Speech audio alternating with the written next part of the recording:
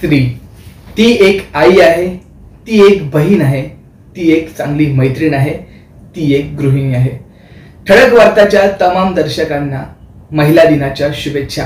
या महिला दिनाचे औचित्य साधत आज आपण एका अशा महिलेशी संवाद साधणार आहोत जिचं योगदान बदलापूर शहरासाठी अतिशय महत्वाचं आहे. फक्त राजकारणच नाही तर समाजकारणात देखील त्यांची महत्वाची भूमिका आहे. अशा सर्वांच्या लाडक्या निशाताई घोरपडे यांच्याशी आज आपण दिलखुलास गप्पा करणार आहोत. ताई, सर्वप्रथम महिला दिनाच्या खूप साऱ्या शुभेच्छा. सर्वांना आतुरता होती की कशा प्रकारे तुमची जर्नी आहे आणि राजकारणात तुम्ही नेमक्या कशा आल्यात, तर आपलं बालपण आणि एकंदरीत परिचय आपल्या दर्शकांना सांगा. नमस्कार. प्रथम मी ठळक वार्ताच्या तुमच्या सगळ्या सदस्यांचं मी या ठिकाणी मनपूर्वक आभार व्यक्त करते की तुम्ही आज या ठिकाणी माझी इंटरव्ह्यू घेण्यासाठी आलेला आहात. तर प्रथम मी माझे अस्तित्व ज्यापासून निर्माण झालं ते माझं नाव म्हणजे निशा महादेव भोईर आणि माझी ओळख आणि मला ज्या नावाने प्रसिद्धी मिळाली ते नाव म्हणजे निशा सागर घोरपडे. तर माझं बालपण छान आनंदात मस्त मजेत गेलं. माझे वडील रेल्वेत सर्व्हिसला होते. ते त्यांच्या काळातले प्रसिद्ध पहिलवान होते आणि अजूनही त्यांना पहिलवान याच नावाने हाक मारतात. त्यांनी अनेक त्या काहीच बक्षिसं जिंकलेली आहेत. माझी आई गृहिणी, पण माझ्यासाठी ती प्रेरणा, माझं सर्वस्व म्हणालच ना तरी चालेल. ते माझं सर्वस्व, माझी मैत्रीण, मी सर्व तिच्यासोबत शेअर करू शकते अशी माझी आई आणि माझा मोठा भाऊ, म्हणजे जे बोलतात ना वर्ल्ड बेस्ट ब्रदर या टाईपचा. माझा भाऊ म्हणजे माझं इमोशन्स. म्हणजे आमचे आमचं वयाचं अंतर एवढं काय फार नाही, जवळजवळ 1-1.5 वर्षाचं आहे, पण आमच्या दोघांचं अटॅचमेंट इतकं छान आहे. मला या माध्यमातून माझ्या भावाविषयी नक्कीच सांगायला आवडेल का असा भाऊ सगळ्या बहिणींना मिळत. कारण त्यांनी जे माझ्यासाठी, मी जे BCom पर्यंत शिक्षण पूर्ण केलं हे त्याच्याचमुळे झालं. आम्ही शिशु वर्गापासून तर जवळजवळ 13वी पर्यंत एकाच वर्गात शिकलो. त्यामुळे मला एक प्रोटेक्शन नावाचं ते जे फील होतं ते नक्कीच त्याच्यामुळे मिळालं. मला तो रोज कॉलेजला ने आण करायचा. त्याच्यामुळे त्याच्याशी माझं एक इमोशनल असं नातं जुळलेलं आहे. माझे अजूनही 2 भाऊ आहेत, ते सुद्धा त्यांच्या बिझनेसमध्ये सेटल आहेत आणि मी एकटीच असल्या कारणाने माझे विशेष असे लाड झाले. पण मी त्याचा कधी वाईट असा हे काय बोलतात त्याला मिसयूज असं केलं नाही. जरी मी एकटी असली तरी मी माझ्या मर्यादेमध्ये राहिली. त्यामुळे मला कधी जिद्द करण्याची असं काय हे आलंच नाही का चला एक जिद्द करून मला हेच पाहिजे तेच पाहिजे. मला जे माझ्या मनात असायचं ते मला दुसऱ्या दिवशी हजर असायचं. त्यामुळे माझं बालपण एकदम मजेत आनंदात असं गेलेलं आहे. तुम्ही जसं सांगितलं की बहीण भावाचं एक नातं होतं आणि त्या वेळेस तुम्ही खूप इमोशनल झालात. अशी एखादा किस्सा की लहानपणी घडलेला आणि तो आता लक्षात आला की हसू येतं आणि थोडस वाईट वाटतं की आता लग्नानंतर परिस्थिती बदलते असं? मला अजून माझ्या शिशु वर्गातला एक किस्सा असा आठवतोय. म्हणजे आई माझी डबा द्यायची पण मी बिस्किट वगैरे द्यायची, पण मी सगळं ते खाऊन टाकायची. पण तो कधी असं बोलला नाही का तू सगळं खाते किंवा आईला तक्रार केली नाही पण तूच हे सगळं खातो. म्हणजे मला तेव्हाच अजूनही मला माझ्या लक्षात राहिलेले. म्हणजे ही खूप अशी घटना अशी इमोशनली अटॅच आहे. आणि असं कोणतेही काही असो, मला जर काही दुखलं खुपलं तरी त्याला लगेच कळतं आणि तो जरी नाराज असला तरी मला लगेच कळतं. आजही मी जेव्हा माहेराहून परत सासरी यायला निघते तेव्हा मी त्यांच्या डोळ्यात कधीच बघत नाही.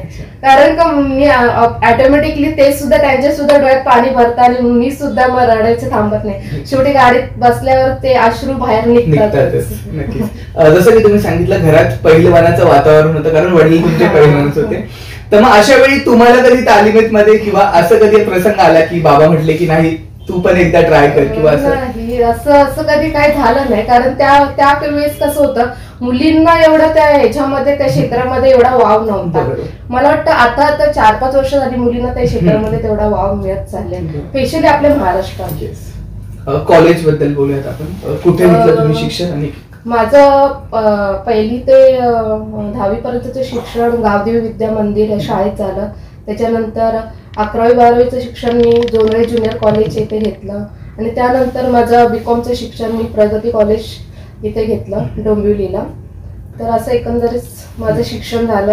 त्यानंतर मी MSc वगैरे कम्प्लीट केलं आणि त्याच्यानंतर लग्न झालं. प्रत्येकाच्या आयुष्यात एक असा प्रसंग येतो की जेव्हा माहेर पासून आपण सासरी जातो आणि एक नवीन आयुष्य असतं, नवीन सुरुवात असते. तर तुमच्या आयुष्यात तो प्रसंग कसा घडला नेमका आणि सागर दादांनी तुमची केमिस्ट्री कशी जमली? ऍक्च्युली असंच बघण्याचाच कार्यक्रम झालेला आणि एवढं काही विशेष. आणि त्या दिवशी आमच्या घरी महत्वाचं म्हणजे हळदी कुंकू होतं, महिला पण येत होत्या, हे लोक पण आलेले, त्याच्यामुळे एवढं काही कॅज्युअली असं काही घेतलं नव्हतं आणि असं वाटलं नव्हतं काय इथेच असं जुळेल म्हणून. पण नंतर महिनाभरात ते जुळलं आणि मग माझं लग्न झालं. बरोबर. म्हणतात प्रत्येक यशस्वी पुरुषामागे स्त्रीचा हात असतो, तसंच तुमच्यासोबतही होतं की दादांच्या मागे नेहमी तुम्ही ठाम असतात. मग ते गृहिणी असू देत किंवा एक समाजसेविका म्हणून असू देत, नेहमी तुम्ही दादांच्या सोबतच पाहायला मिळतात. तर मग कधी असं नाराजगी होते की समाजसेवाच करायला भेटते तर घर कसं चालतं किंवा घरी टाइम देता येत नाही, अशा कधी काही वाद वगैरे होतात का? असं काही झालेलं नाही. ऍक्च्युली मी असं म्हणेल तर यशस्वी तुम्ही म्हणले ना पुरुषाच्या मागे स्त्री असते, ते माझ्या बाबतीत उलटच म्हणावं लागेल. कारण का मी यशस्वी स्त्री आणि माझ्या मागे माझे पती खंबीरपणे उभे असतात. ते मला नेहमी सांगत असतात तू कर, तू हे करशीलच, तू हे शिकला पाहिजे, तू इकडे ह्या मिटिंगला जा, ती मिटिंग अटेंड कर, काय शिकल्याने सगळ्या माणसाला ज्ञान मिळत असतं, तू पुढे जा. ते कधीच मला डॉमिनेट करत नाही किंवा मागे खेचत नाही, ते मला नेहमी स्वतःपेक्षा पुढेच जा असंच सांगत असतात.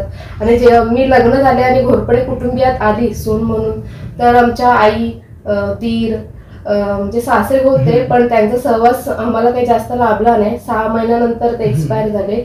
आणि माझी आई होती, माझी नणंद होती, सगळे खूप प्रेमळ स्वभावाचे. त्यांनी सगळ्यांनी मला सांभाळून घेतलं, कोणती तक्रार केली नाही. मला स्वयंपाक एवढा काही जास्त जमत नव्हता, त्यांनी कधीही अजूनपर्यंत एकही तक्रार केलेली नाहीये. त्यामुळे खूप छान फॅमिली, आमचं घोरपडे कुटुंब खूप छान आहे. राजकारणाबद्दल बोलूयात. राजकारणात देखील आपण खूप छान प्रकारे सक्रिय असतात आणि 80% राजकारण 20% समाजकारण हे आपल्याला पाहायलाच मिळतं किंवा तर त्याच्यामध्ये तुमचा रोल कसा असतो की नेमकं कशा प्रकारे राजकारणात तुम्ही ऍक्टिव्ह झालात? जसं माझं लग्न झालं त्यानंतर माझे मिस्टर सागर घोरपडे हे राजकारणात ऍक्टिव्ह होते, पण मी नव्हती, एवढी फारशी ऍक्टिव्ह नव्हती. पण जेव्हा 2015 साली जेव्हा वॉर्ड क्रमांक 17 मध्ये महिलांचं आरक्षण पडलं, तेव्हा यांनी मला विचारलं का असं आपल्याला करायचंय, तू राहशील का होती? मुली मी राहीन, पण मला राजकारणातला एक शून्य देखील अनुभव नाहीये, तर तुम्ही सांभाळून घेणार असाल तर मी नक्कीच त्याच्यामध्ये पुढाकार घेईल. किंवा माझे दीर असतील सारंग घोरपडे, यांनी सुद्धा मला प्रोत्साहन दिलं तर नाही तुम्ही वहिनी करू शकता म्हणून. मग अशा प्रकारे मी जेव्हा 2015 साली म्हणजे बिनविरोधच निवडून आले, त्यामुळे माझ्यासाठी ते खूप मोठं आव्हान होतं. कारण बिनविरोध निवडून आली आणि काही राजकीय म्हणजे कोणतंच राजकारणातलं काहीही असा अनुभव नसताना ते मी काम कसं करणार हे होतेच, पण स्वतःच देखील काहीतरी पाहिजे ना. मग मी असंच वॉर्डमध्ये फिरलो आमच्या. जसं मी निवडणुकीच्या आधी माझे 2-3 राऊंड झालेले, त्यामुळे मला पूर्ण अनुभव आलेला की या वॉर्डामध्ये माणसं कशी आहेत आणि इथली परिस्थिती एकंदरीत कशी आहे आणि आपण इथे कसा विकास केला पाहिजे हे मी अनुभवलेलं. आणि प्रथम जेव्हा मी आमची निवडणूक झाली त्यानंतर तर सगळ्या विकासाच्या कामांचं आम्हाला धनुष्य तर पेळवायचंच होतं. सोबतच 2 माझ्या वॉर्डामध्ये मनोरुग्ण महिला होत्या, त्यांची आर्थिक परिस्थिती बिकट होतीच, पण त्या मनोरुग्ण असल्यामुळे त्या अशाच भटकत होत्या. त्यांचं स्वतःचं घर होतं, घर असून सुद्धा त्या रस्त्यावर अशा पडलेल्या असायच्या, विच्छिन्न अवस्थेत असायच्या, केस वगैरे सोडलेली असायची. लहान मुलांना त्या त्रास द्यायच्या, त्यांच्या पिण्याच्या बॉटल्स घेऊन पाणी वगैरे प्यायच्या. त्यामुळे तिथे सगळीकडे महिलांच्या बाबतीत असो किंवा लहान मुलांच्या बाबतीत असो एक भीतीचं वातावरण त्या ठिकाणी निर्माण झालं होतं. मग त्या सोसायटीमधील महिला किंवा पुरुष मंडळी झाली ते आमच्या ऑफिसमध्ये रोज येत होते किंवा आम्हाला तिथे बोलवत होते का मॅडम काहीतरी करा, आता तुम्ही एक महिला प्रतिनिधी म्हणून इथे प्रतिनिधित्व करतायत तर तुमच्याकडनं आमच्या खूप अपेक्षा आहेत, तर एक महिला म्हणून या महिलांचं तुम्ही काहीतरी करा. म्हणजे यापूर्वी आम्ही अनेक राजकीय लोकांना भेटलो, यांच्याविषयी चर्चा केली, पण कोणीही या बाबत कोणतंही पाऊल उचललेलं नाही. तर तुम्हाला यामध्ये काही करता येणार असेल तर नक्की करा. मग मी आणि माझे मिस्टर सागर घोरपडे आम्ही दोघांनी चर्चा केली. आता महिला असल्या कारणाने तो विषय थोडा नाजूकच होता, कारण का मदत करणारे पण असतात पण त्याला डॉमिनेट करणारी पण लोक जास्त असतात. तर मग आम्ही प्रथम पोलीस स्टेशन, कोर्ट असो किंवा मेंटल हॉस्पिटल असो, इथे सगळ्या आम्ही ज्या काही प्रोसिजर असतात त्या संदर्भातल्या ते सगळ्या पूर्ण केल्या आणि आम्ही त्यांना कोर्टात हजर केलं, त्यांचं पालकत्व घेतलं. कारण का तिचे वडील पण नव्हते, भाऊ पण दारू पिऊन वगैरे असायचा, त्यामुळे सगळी परिस्थिती एकंदरीत भयंकरच होती. मी तिचं पालकत्व घेतलं त्या दोघींचं. मग त्यांना मेंटल हॉस्पिटलमध्ये ऍडमिट वगैरे केले. त्यांची सगळी ती त्यांचे जे त्वचा रोग वगैरे त्यांना काय झालेला ते सगळं तिथे त्यांच्यावर उपचार वगैरे झाला, ते व्यवस्थित झाल्यानंतर त्यांना आश्रमात दाखल केलं.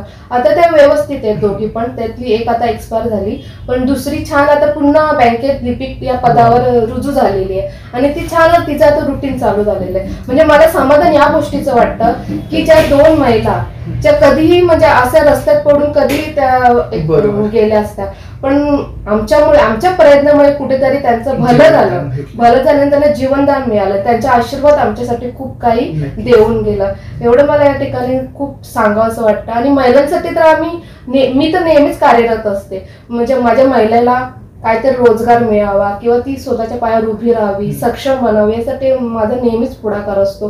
त्यासाठी आम्ही वेगवेगळ्या योजनांचा सुद्धा कॅम्प लावत असतो, ज्यामध्ये आयुष्यमान भारत कार्ड, आधार कार्ड असो किंवा महात्मा ज्योतिबा फुले जन आरोग्य शिबिर असो, मोफत चष्म्यांचे वाटप असो, असे अनेक आम्ही शिबिर या ठिकाणी लावलेली आहेत. आणि सोबतच आमचं ऑफिस इथे सेंटरला असल्या कारणाने इथे लहान मुलं किंवा कॉलेजच्या मुली वगैरे मुलं असतील, अटेस्टेडचा प्रॉब्लेम खूप असतो, ते इकडे तिकडे भटकत असतात, पण त्यांना कुठे अटेस्टेडची सही मिळत नाही.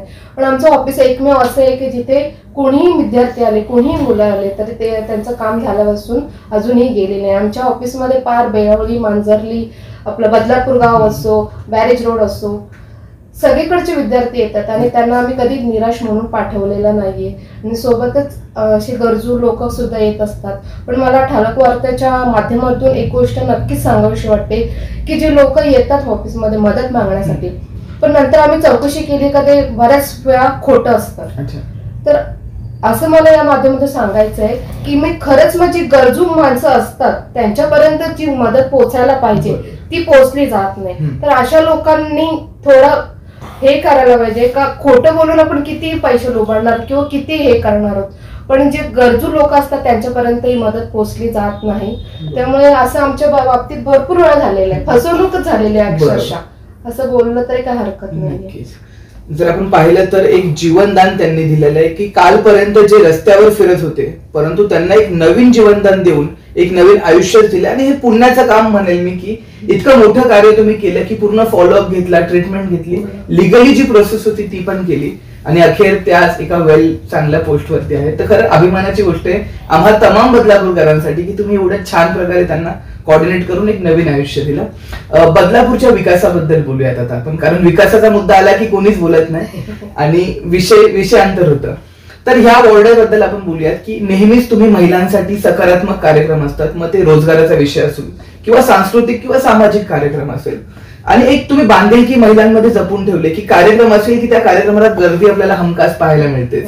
तर हे सर्व कसं करतात आणि महिलांवरचा जो विश्वास आहे तो तुम्ही संपादन कसा केला? ऍक्च्युअली मी जेव्हा निवडून आली तेव्हा माझ्यासोबत हे पण आव्हान होतं की आपण जास्त केंद्रित हे महिलांनाच करायचंय, कारण महिला जी घरात जाऊन काम करते ती दुसरं कोणी पुरुष मंडळी करू शकत नाही. त्यामुळे मी जास्त वाव कोणाला दिला तर महिलांना दिला. त्यामुळे जेवढ्या महिला मला अटॅच करता आले तेवढ्या महिलांना मी माझ्यात सामावून घेतलं. प्लस त्यांचे बचत गट खोलणं किंवा त्यांचे काही कामं असतील जशी का रेशनिंगची कामं असो किंवा तलाठी ऑफिस किंवा तहसीलदार ही कामं असो किंवा पालिकेतली काही कामं असो, ही त्यांची कामं आम्ही वेळोवेळी करत गेलो. त्यामुळे महिलांचा माझ्याबद्दल असणारा जो आदर होता, जे प्रेम होतं ते हळूहळू वाढत गेलं आणि त्यामुळे महिलांची संख्या माझ्या ग्रुपमध्ये हळूहळू ती वाढत गेली आणि अजूनही माझ्याकडे काम करण्यासाठी महिला खूप उत्सुक आहेत आणि मी त्यांचं नेहमीच वेलकम करत असते. आणि सांस्कृतिक कार्यक्रमाबद्दल बोलायचं झालं तर मी आता 8 वर्ष झाली, जरी आमचा कार्यकाळ संपलेला असला तरीही मी तो कार्यक्रम टाकलेला नाही तो म्हणजे जागतिक महिला दिनाचा कार्यक्रम. बरोबर. मोठ्या भव्य दिव्य अशा प्रमाणात तो कार्यक्रम आम्ही करत असतो आणि आमच्या स्वखर्चाने तो कार्यक्रम आम्ही करत असतो. कारण मी महिला प्रतिनिधित्व करत असल्यामुळे महिलांसाठी काहीतरी करण्याची माझी जी इच्छा होती ती त्या कार्यक्रमाच्या माध्यमातून मी दरवर्षी करत असते. ज्यामध्ये महिलांना पाककला स्पर्धा असो किंवा उखाणे स्पर्धा असो, स्मार्ट वुमन स्पर्धा तर खूप फेमस आहे माझ्या त्या कार्यक्रमाची. म्हणजे महिला उत्सुक असतात त्या कार्यक्रमासाठी आणि अशा महिलांसाठी लकी ड्रॉ वगैरे आणि बक्षीसही आमचे छान छान असतात. त्यामुळे महिलांना त्या कार्यक्रमाची उत्सुकता असते. आताही आम्हाला कार्यक्रम लावायचे महिलांच्या सारखे फोन येतो, वहिनी आपला कार्यक्रम कधी कधी ते सांगा, आम्ही खूप तयारी केलेली आहे वगैरे वगैरे. असं म्हटलं ठीक आहे आपण करूयात. मी आपला कार्यक्रम असतोच परंतु आता आपल्याला एक भव्य दिव्य सुद्धा कार्यक्रम करायचा आहे, त्याबद्दल मी नंतर बोलेनच. म्हणजे असं एकंदरीत महिलांबद्दलचं प्रेम वाढत गेलं आणि ते अजूनही वाढत आहे. नक्कीच. आज तुम्ही ज्या पोझिशनवर आहात, आज तुम्ही जिथे आहात, मागे वळून पाहताना काय वाटतं की लहानपणापासून 0 पासून सुरुवात केली होती आणि आज एका चांगल्या पदावर आहात, जनतेची सेवा करायचं भाग्य मिळतंय, तर हे श्रेय तुम्ही कोणाला द्याल आणि इथून मागे वळून पाहताना काय वाटतं की कशा प्रकारे सुरुवात केली होती आणि आज या शिखरापर्यंत पोहोचलायत आणि अजून पुढे खूप ध्येय गाठायचे, तर या सगळ्या गोष्टींकडे कशा प्रकारे पाहता आपण? ऍक्च्युली मागे वळून पाहिलं तर माझ्या भावाचंच मी धन्यवाद मानेल, कारण त्याच्याचमुळे मी माझं कॉलेजचे शिक्षण पूर्ण करू शकले. ऍक्च्युली 12वीचा असो 10वीचा असो किंवा 15वीचा फॉर्म भरण्यापासून सगळं तोच करायचा. त्यामुळे मी काय असं तो माझ्या पाठीमागे खंबीरपणे उभा राहायचा. तो बोले तू शिक, तुला जेवढं शिकायचं तू शिक, मी आहे तुझ्या पाठीशी. आई वडिलांची साथ देखील होती पण सगळ्यात मोठं बळ मला माझ्या भावानेच दिला, त्यामुळे त्याला मी नक्कीच धन्यवाद देईन. आई वडिलांचे धन्यवाद तर ते मानायचेच नसतात, ते आपल्या हृदयापासून येत असतात. आणि जर राजकारणात बोलायचं झालं तर अर्थातच माझे पती सागर घोरपडे, मी यांना त्याचं श्रेय देईन, कारण ते खंबीरपणे माझ्या सोबत असतात. मला नेहमी पुढे जाण्यासाठी ते पुढाकार देत असतात. सोबत माझे दीर असतो सारंग घोरपडे, आमच्या आई असो वासंती घोरपडे, हे नेहमी मला पुढाकार देत असतात. जरी मी काही कामानिमित्त बाहेर असते तरी घरी माझे सासूबाई असतात, माझी जाऊ असते, त्यामुळे मला माझ्या मुलांबद्दल मला त्या ठिकाणी काही चिंता नसते का आहेत माझ्या घरी कोणतरी आहेत सांभाळणारे, त्यांच्या भरोशावर सोडून मी त्या मुलांना येत असते आणि ते त्या देखील कधी त्याविषयी तक्रार करत नाही किंवा काय करत नाही. सगळे मला सांभाळून घेतात, सगळे छान चाललेलं आहे आमचं. जाता जाता शेवटचा प्रश्न, महिला दिनाच्या औचित्याने आज आपण हा इंटरव्ह्यू करतोय, महिलांना काय संदेश द्याल? कारण कालपर्यंत कुसाबाहेर राहणारी स्त्री, कालपर्यंत चूल आणि मूल मध्ये जगणारी स्त्री आज गरुड शेप घेते, याचं जिवंत उदाहरण तुम्ही स्वतः आहात. तर महिलांना तुम्ही तुमच्या वॉर्डातल्या किंवा आपल्या बदलापूर शहराच्या महिलांना सशक्तीकरणासाठी काय संदेश द्याल? की महिलांनी पहिले स्वतःची ओळख निर्माण केली पाहिजे. तिने स्वतःमध्ये झाकून पाहायला पाहिजे की मी काय करू शकते किंवा मला कोणत्या गोष्टीची आवड आहे. ती तिने जर हेरलं ना तर नक्कीच ती पुढे जाऊ शकते. त्या क्षेत्रामध्ये ती नक्कीच यश मिळवू शकते आणि यशाची शिखरे ती नक्कीच गाठू शकते. आता माझ्यासमोर एक उदाहरण द्यायचं झालं म्हणजे मला जे मोटिवेट करतात त्या म्हणजे सुधा मूर्ती, डॉक्टर सुधा मूर्ती, ज्या इन्फोसिसच्या संचालिका आहेत. त्या खूप छान म्हणजे एक उच्च विचारसरणी आणि साधी राहणी असं त्यांचं जे व्यक्तिमत्व आहे ते मला खूप इन्स्पायर करतं. म्हणजे त्या एवढ्या साध्या आहेत. आता त्या इंग्लंडच्या पंतप्रधानांच्या सासूबाई सुद्धा आहेत. असं असून सुद्धा म्हणजे त्यांनी त्यांचं गर्व म्हणून अजिबात नाही का मी एवढी मोठी आहे, एकदम साधपणा आणि अजूनही त्या सामाजिक कार्यामध्ये कार्यरत आहे. अनाथांची सेवा किंवा निराधार लोकांची सेवा किंवा ज्या गरजू महिला आहेत त्यांची सेवा ते नित्यनेमाने करत असतात. तर त्यांचा मला खूप अभिमान वाटतो आणि सोबतच आपल्या अनाथांची माय सिंधुताई यांचं देखील मला या ठिकाणी खूप म्हणजे मोटिवेट करण्यासारख्या या महिला आहेत. शून्यातून ज्यांनी विश्व निर्माण केलं, जिला स्वतःच्या नवऱ्याने म्हणजे नाकारलं पण तिने त्याचं दुःख न बाळगता स्वतःच्या हिमतीने तिने अनाथांच्या मुलांना, तिने स्वतःच्या मुलीला तिने दगडूशेठ हलवाई या संस्थेत दत्तक दिलं आणि इतर ज्या अनाथ मुलं आहेत त्यांच्यासाठी त्या कार्यरत राहिल्या आणि अनाथांची माय म्हणून त्यांची ओळख निर्माण झाली. नक्कीच या महिलांकडनं काहीतरी शिकण्यासारखं आहे. त्यामुळे सामान्यातल्या सामान्य महिलेने देखील आपल्यातलं काय जे असेल ते बाहेर काढून तू काय करू शकते हे दाखवून दिलं पाहिजे. अर्थातच त्यासाठी तिच्या नवऱ्याची साथ पाहिजे, तिच्या कुटुंबाची साथ पाहिजे. पण तू जर एकदा ठरवलंस तर तू काही करू शकते. महिला शून्यापासून विश्व निर्माण करू शकते. आताच आपल्या केंद्रीय अर्थमंत्री निर्मला सीतारमण ह्या गेली 5 वर्ष झाले हे देशाचा कारभार अगदी सुरळीतपणे पार पाडत आहेत. म्हणजे या महिलांकडे पाहिलं तर नक्कीच आपण तर काहीच नव्हतं, पण यांच्यासारखं आपण होऊ शकतो जर प्रयत्न केले तर. नक्कीच संधी मिळाली तर त्या संधीचं सोनं करणारी स्त्री आज आपल्याला पाहायला मिळते. खरं तर आज आपण आलो होतो निशा घोरपडे यांच्याशी दिलखुलास गप्पा करण्यासाठी आणि त्यांनी अतिशय सुस्पष्टरित्या आपलं मत जे आहे ते या ठिकाणी मांडलंय. तुम्हाला हा एपिसोड कसा वाटला आम्हाला कमेंटच्या माध्यमातून नक्कीच कळवा. तुर्तास इथेच थांबतोय. धन्यवाद. धन्यवाद.